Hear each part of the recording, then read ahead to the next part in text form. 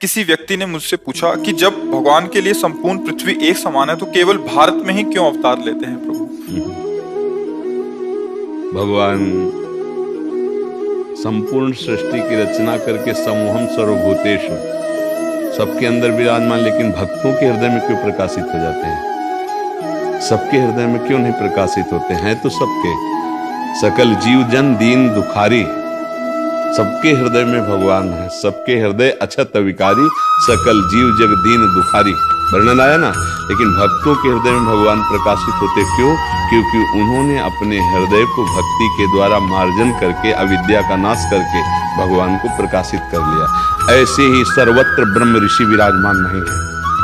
भारत भूमि ब्रह्म ऋषियों की है, महान भागवतों की है, धर्मनिष्ठों की है, तपस्वियों की भूमि है, सतियों की भूमि है, बेविचारियों की भूमि नहीं। इसीलिए भगवान यहाँ अवतार लेते हैं। जैसे भक्त का हृदय संपूर्ण दोषों से रहित होकर भगवदाकार होता है तो भगवान प्रकाशित हो जाते हैं। ऐसे इस भूमि में ब्रह्म ऋषियों का प्रताप, महाभागवतों का प्रताप, जगत पिता को पुत्र बनाकर अपने घर में अवतरित कराने की सामर्थ्य जिस महान भक्ति में, ऐसे महान भक्त जो उस ब्रह्म को अपने मैं में स्थित कर एकाकार है, मैं ब्रह्म हूं, ऐसे ब्रह्म ऋषियों की ये भूमि है। इसलिए भारत पे अवतार लेते हैं। जहाँ गंगा और यमुना, सती और यतियों की धूम मची है वो भारत भूमि है, व्यभिचारियों की भूमि नहीं है। कि चाहे जैसा भोजन करो और चाहे जैसा व्यभिचार करो तो तुम्हारे अंदर अविद्या प्रकाशित होगी, भगवान प्रकाशित नहीं होंगे। अन्य सब देश प्रांतों में देख लीजिए क्या हो रहा है, और उसी का अनुकरण आज हमारा भारत कर रहा है। तो अब किस दुर्दशा को प्राप्त होता चला जा रहा है? नास्तिकता को प्राप्त होता चला जा रहा है, व्यभिचार को प्राप्त हो। ये हमारे भारत भूमि में ऐसा धर्म नहीं है। ये विदेश से आया हुआ जो संस्कार है वो हमारे देशवासियों को भ्रष्ट कर रहा है। हमारा देश इसीलिए महान है कि ये सतियों का देश है, यतियों का देश है। ये परम पावन गंगा यमुना का, कहाँ की नदी ऐसी है जिसको भगवत भाव से देखा जाए, जिसके आचमन अवगाहन मात्र से समस्त पाप नष्ट हो जाएं? कहाँ की रज ऐसी है जहाँ की स्पर्श की याचना बड़े बड़े ब्रह्म ऋषि करते हैं? ये वृंदावन धाम, अवध धाम, काशी धाम, द्वारिका, ये कैसे महान मान ये है कहीं? इसलिए भारत भूमि ऋषियों की भूमि है, यतियों की भूमि है, महाभागवतों की भूमि। इसलिए भगवान यहाँ अवतार लेते हैं। समझ पा रहे हो किसका प्रश्न है?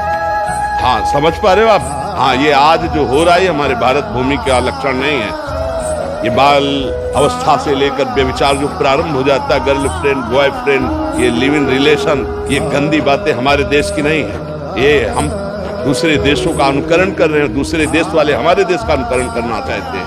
आप समझिए, दूसरे आते हैं ना, चोटी रखाते हैं, धोती पहनते हैं, कंठी बांधते हैं, माला हाथ में लेते हैं, और हम भारत भूमि है, ये धर्म का देश है। ऐसा नहीं है कि यहाँ क्यों भगवान अवतार लेते हैं, वो तो उनकी नास्तिकता देख रही। तुम्हें खुला नहीं दिखाई दे रही?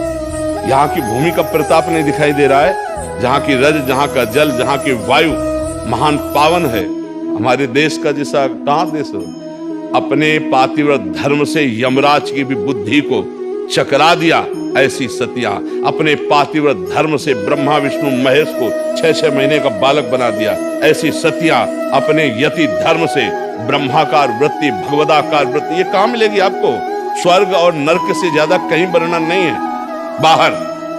तो स्वर्ग और नर्क से ज्यादा नहीं है। जीवन मुक्त अवस्था, भगवान को अधीन करने वाला प्रेम, ये भारत भूमि में विराजमान। इसलिए भगवान यहाँ अवतार लेते हैं। सर्वत्र समूहम सर्वभूतेषु, उस कोई ऐसा कण नहीं जिसमें हमारे भगवान न विराजमान हो। चाहे कोई भी देश हो, कोई भी देश हो, कोई जड़ चैतन्य हो, भगवान स्वयं बने हैं।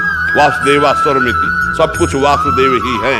वासना वासुदेवस्य वासुतम भुवनत्रयम् सर्वभूत निवासोऽस्मि वासुदेव नमोस्तुते।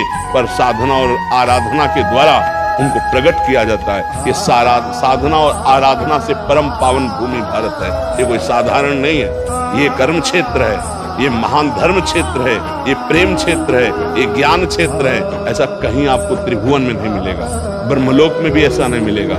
जो महाभागवत जन ब्रह्म प्राप्त महापुरुष है उनको ब्रह्मा भी नमस्कार करते हैं। ये वो देश है। आप समझ पा रहे हो? हाँ, ऐसे कभी अपने देश को इस भाव में न देखे। नास्तिक लोग कहते हैं ऐसा, मतलब हाँ, नाम को उनसे परिचय नहीं है, क्योंकि यहाँ जो आएगा वो नास्तिक तो आएगा नहीं, भगवान का कृपा पात्र आएगा। ऐसा नहीं। हमारे भगवान व्यास देव जी ने महाभारत में लिखा है, भारत देश में जन्म होना महान शुभ और भाग्य का प्रतीक है। मानव देह प्राप्त करके मोक्ष पदवी प्राप्त करना, प्रेम प्राप्त करना, ये यही लक्ष्य है, बाहर लक्ष्य नहीं है।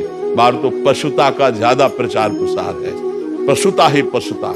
हाँ, अभक्ष पदार्थ, उनका आहार ही मांस है, उनका जीवन ही व्यभिचार और भोग है, कहीं योग का नाम नहीं है। और यहाँ गृहस्थ से लेकर विरक्त तक सब योग मार्ग का अनुसरण करने वाले थे, कुछ है और आगे भी रहेंगे।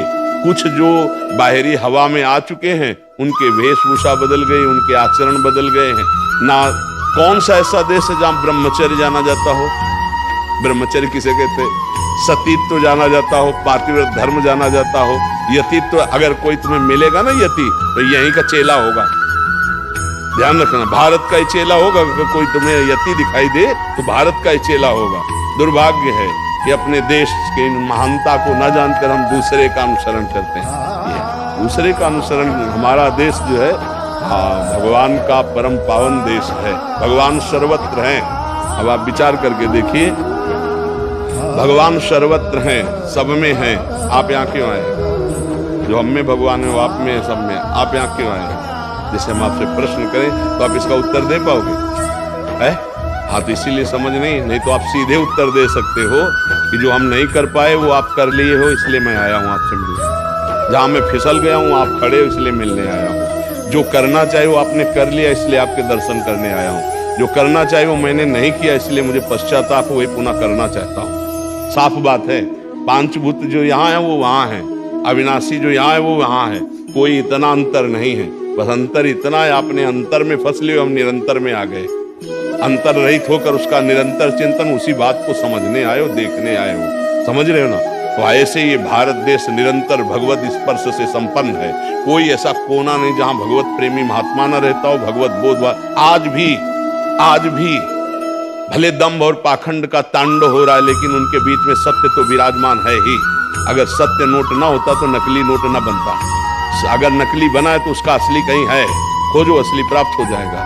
तो बस बात ये समझनी, एक महात्मा जहाँ विराजमान होता है, योजनों की भूमि परम पावन हो जाती है, बंदनी हो जाती है। यहाँ तो गली गली महात्मा है। दृष्टि हो तो हमारी दृष्टि में यदि दंभ और पाखंड का चश्मा है तो हमें सब जगह दंभ पाखंड दिखाई देगा। अगर सत्य का चश्मा है तो सब जगह सत्य विराजमान, ये अनुभव में आए।